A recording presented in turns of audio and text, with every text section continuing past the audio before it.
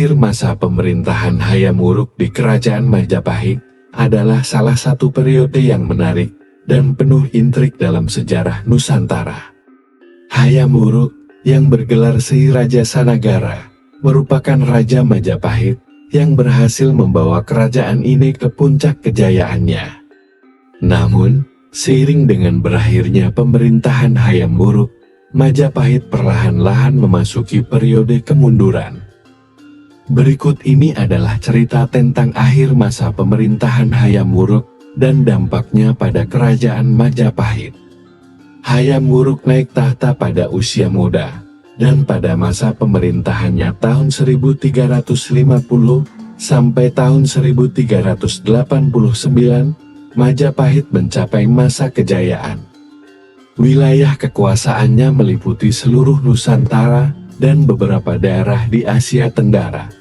Keberhasilan ini tentu tidak lepas dari peran Patih Gajah Mada, yang terkenal dengan sumpah palapanya yang bertekad untuk menyatukan seluruh Nusantara di bawah Panji Majapahit. Di bawah pemerintahan Hayam Wuruk, Majapahit menjadi pusat perdagangan yang makmur.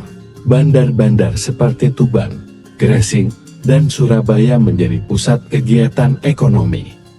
Para pedagang dari Cina, India, Arab, dan Eropa datang untuk berdagang rempah-rampan, emas, tekstil, dan barang-barang lainnya. Sistem pemerintahan dan hukum pun tertata dengan baik, dengan kitab-kitab seperti Negara Kertagama karya M.P. Prapanca yang mencatat keagungan Majapahit pada masa itu. Namun, seperti halnya kebanyakan kerajaan besar, Majapahit juga memiliki banyak konflik internal, terutama dalam masalah suksesi kepemimpinan.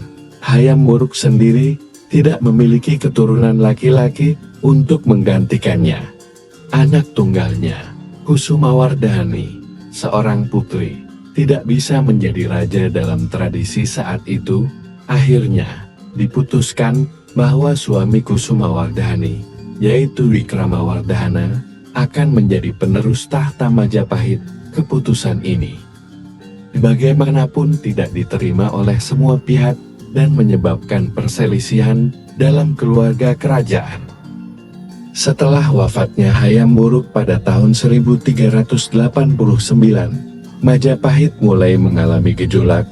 Wikramawardhana naik tahta, tetapi seorang keturunan Hayam Wuruk yang lain, Bre Wirabumi, tidak menerima keputusan tersebut. Bre Wirabumi adalah putra Hayam Wuruk dari selirnya dan merasa memiliki hak untuk menjadi Raja Majapahit. Konflik ini berkembang menjadi perang saudara yang dikenal sebagai Perang Paregrek yang berlangsung selama bertahun-tahun.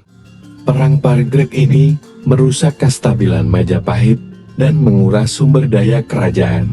Pasukan dari kedua belah pihak terlibat dalam pertempuran yang sengit, dan rakyat Majapahit pun menjadi korban dalam konflik internal ini. Perang ini akhirnya dimenangkan oleh pihak Wikramawardhana, tetapi kehancuran yang ditinggalkannya menyebabkan Majapahit menjadi lemah.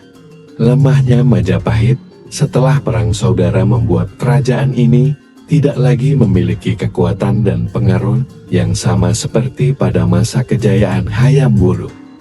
Banyak daerah yang sebelumnya berada di bawah kekuasaan Majapahit, seperti Bali dan Sunda, mulai menunjukkan tanda-tanda perlawanan dan memerdekakan diri.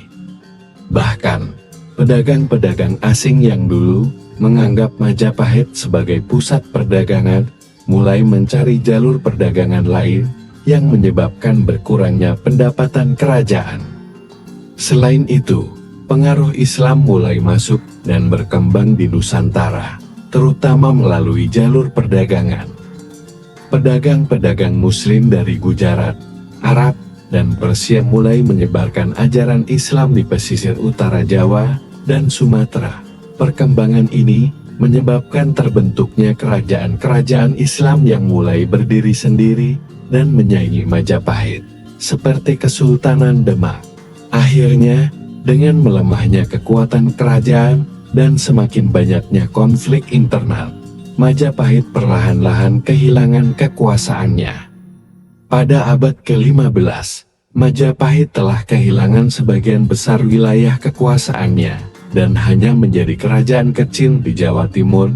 Kerajaan ini akhirnya runtuh sepenuhnya pada akhir abad ke-15 atau awal abad ke-16. Dan Majapahit pun hanya tinggal sebagai sejarah besar yang meninggalkan banyak peninggalan budaya, sastra, dan arsitektur. Kisah ini menunjukkan bahwa akhir pemerintahan Hayam Wuruk bukan hanya akhir dari satu era kejayaan, tetapi juga awal dari periode kemunduran yang membawa Majapahit pada keruntuhannya. Meskipun begitu, pengaruh dan warisan Hayam Wuruk serta Majapahit masih terasa hingga kini, terutama dalam budaya dan sejarah bangsa Indonesia.